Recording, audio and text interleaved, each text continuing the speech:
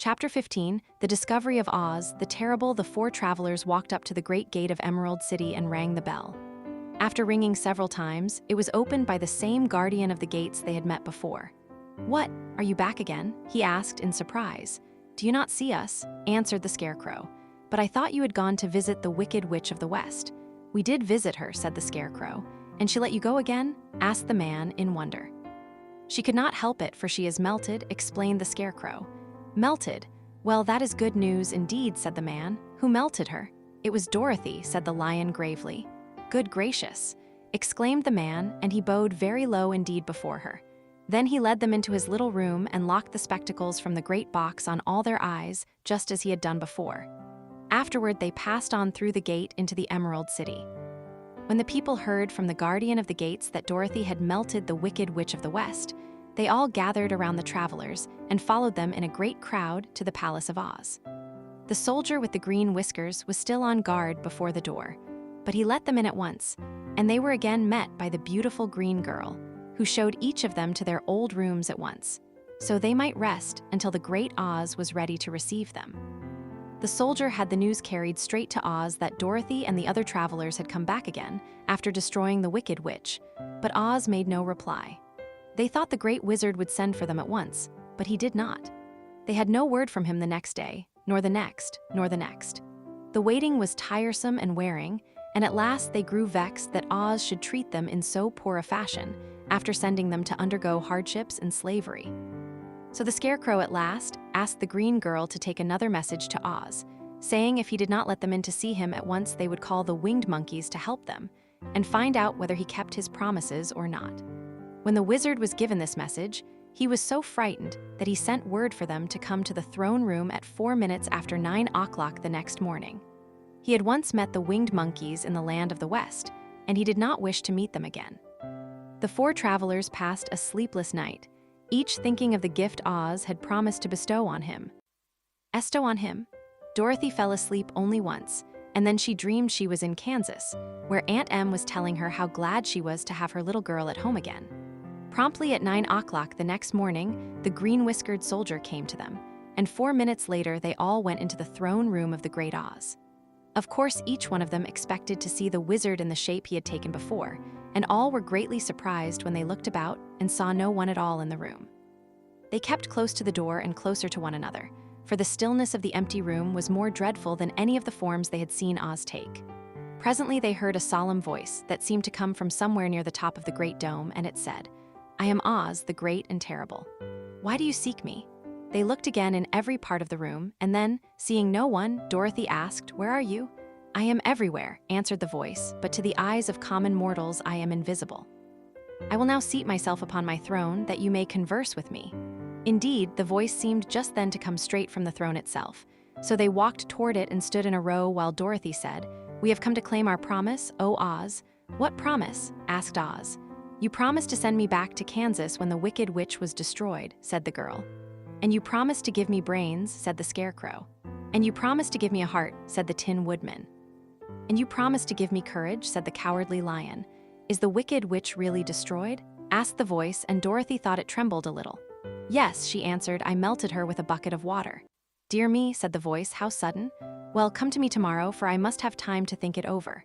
"You've had plenty of time already," said the Tin Woodman angrily. "We shan't wait a day longer," said the Scarecrow. "You must keep your promises to us," exclaimed Dorothy. The lion thought it might be as well to frighten the wizard, so he gave a large, loud roar, which was so fierce and dreadful that Toto jumped away from him in alarm and tipped over the screen that stood in a corner. As it fell with a crash, they looked that way, and the next moment all of them were filled with wonder. For they saw, standing in just the spot the screen had hidden, a little old man with a bald head and a wrinkled face, who seemed to be as much surprised as they were. The Tin Woodman, raising his axe, rushed toward the little man and cried out, "Who are you?" "I am Oz, the great and terrible," said the little man in a trembling voice. "But don't strike Mepley's daunt and ill do anything you want me to." Our friends looked at him in surprise and dismay. "I thought Oz was a great head," said Dorothy. "And I thought Oz was a lovely lady," said the Scarecrow. "And I thought Oz was a terrible beast," said the Tin Woodman. "And I thought Oz was a ball of fire," exclaimed the lion. "No, you are all wrong," said the little man meekly. I have been making believe, cried Dorothy. Are you not a great wizard? Hush, my dear, he said. Don't speak so loud or you will be overheard and I should be ruined. I'm supposed to be a great wizard. And aren't you? She asked. Not a bit of it, my dear. I am just a common man. You're more than that, said the Scarecrow in a grieved tone. You're a humbug. Exactly so, declared the little man, rubbing his hands together as if it pleased him. I am a humbug.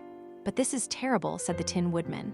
How shall I ever get my heart? Or I my courage? Asked the Lion. Or I my brains? Wailed the Scarecrow, wiping the tears from his eyes with his coat sleeve. My dear friends, said Oz, I pray you not to speak of these little things. Think of me and the terrible trouble I'm in at being found out. Doesn't anyone else know you're a humbug? Asked Dorothy. No one knows it but you four and myself, replied Oz.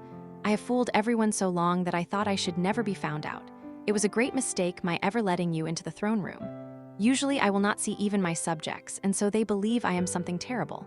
But I don't understand, said Dorothy, in bewilderment. How was it that you appeared to me as a great head?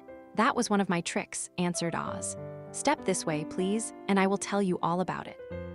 He led the way to a small chamber in the rear of the throne room, and they all followed him.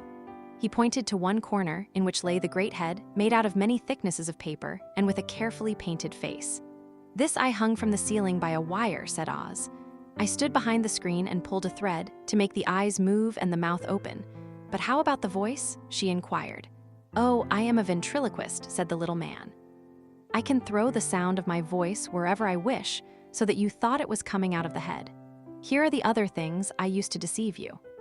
Yes, I used to deceive you. He showed the Scarecrow the dress and the mask he had worn when he seemed to be the lovely lady. And the Tin Woodman saw that his terrible beast was nothing but a lot of skins, sewn together, with slats to keep their sides out. As for the ball of fire, the false wizard had hung that also from the ceiling. It was really a ball of cotton, but when oil was poured upon it, the ball burned fiercely. Really, said the Scarecrow, you ought to be ashamed of yourself for being such a humbug. I certainly am, answered the little man sorrowfully, but it was the only thing I could do. Sit down, please, there are plenty of chairs, and I will tell you my story. So they sat down and listened while he told the following tale. I was born in Omaha. Why, that isn't very far from Kansas, cried Dorothy. No, but it's farther from here, he said, shaking his head at her sadly. When I grew up, I became a ventriloquist, and at that I was very well trained by a great master. I can imitate any kind of a bird or beast. Here he mewed so like a kitten that Toto pricked up his ears and looked everywhere to see where she was. After a time, continued Oz, I tired of that and became a balloonist. What is that? Asked Dorothy. A man who goes up in a balloon on circus day so as to draw a crowd of people together and get them to pay to see the circus, he explained. Oh, she said, I know. Well, one day I went up in a balloon and the ropes got twisted so that I couldn't come down again. It went way up above the clouds, so far that a current of air struck it and carried it many, many miles away. For a day and a night I traveled through the air, and on the morning of the second day, I awoke and found the balloon floating over a strange and beautiful country. It came down gradually, and I was not hurt a bit. But I found myself in the midst of a strange people, who, seeing me come from the clouds, thought I was a great wizard. Of course I let them think so, because they were afraid of me, and promised to do anything I wished them to. Just to amuse myself and keep the good people busy, I ordered them to build this city and my palace, and they did it all willingly and well. Then I thought, as the country was so green and beautiful, I would call it the Emerald City. And to make the name fit better, I put green spectacles on all the people, so that everything they saw was green. But isn't everything here green? Asked Dorothy. Sked Dorothy. No more than in any other city, replied Oz. But when you wear green spectacles, why of course everything you see looks green to you.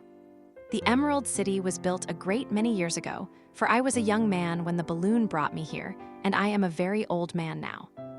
But my people have worn green glasses on their eyes so long that most of them think it really is an Emerald City, and it certainly is a beautiful place, abounding in jewels and precious metals, and every good thing that is needed to make one happy. I have been good to the people, and they like me. But ever since this palace was built, I have shut myself up and would not see any of them. One of my greatest fears was the witches, for while I had no magical powers at all, I soon found out that the witches were really able to do wonderful things. There were 4 of them in this country, and they ruled the people who live in the north and south and east and west. Fortunately, the witches of the north and south were good, and I knew they would do me no harm. But the witches of the East and West were terribly wicked, and had they not thought I was more powerful than they themselves, they would surely have destroyed me. As it was, I lived in deadly fear of them for many years, so you can imagine how pleased I was when I heard your house had fallen on the wicked witch of the East. When you came to me, I was willing to promise anything if you would only do away with the other witch. But now that you have melted her, I am ashamed to say that I cannot keep my promises. I think you are a very bad man, said Dorothy. Oh no, my dear, I am really a very good man, but I'm a very bad wizard, I must admit. Can't you give me brains? Asked the Scarecrow. You don't need them. You are learning something every day. A baby has brains, but it doesn't know much. Experience is the only thing that brings knowledge, and the longer you are on Earth, the more experience you are sure to get. That may all be true, said the Scarecrow, but I shall be very unhappy unless you give me brains. The false wizard looked at him carefully.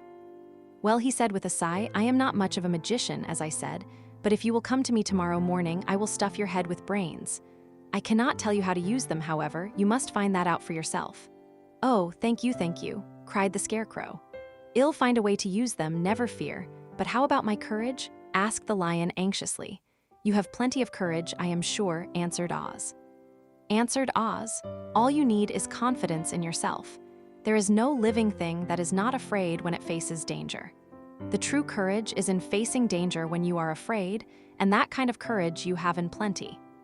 Perhaps I have, but I'm scared just the same, said the lion. I shall really be very unhappy unless you give me the sort of courage that makes one forget he is afraid. Very well, I will give you that sort of courage tomorrow, replied Oz. How about my heart? Asked the Tin Woodman. Why, as for that, answered Oz, I think you are wrong to want a heart. It makes most people unhappy. If you only knew it, you are in luck not to have a heart.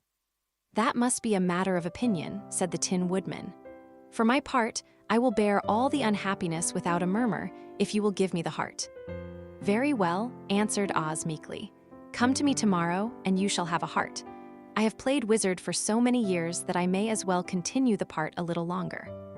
And now, said Dorothy, how am I to get back to Kansas? We shall have to think about that, replied the little man. Give me 2 or 3 days to consider the matter, and I'll try to find a way to carry you over the desert. In the meantime, you shall all be treated as my guests, and while you live in the palace, my people will wait upon you and obey your slightest wish.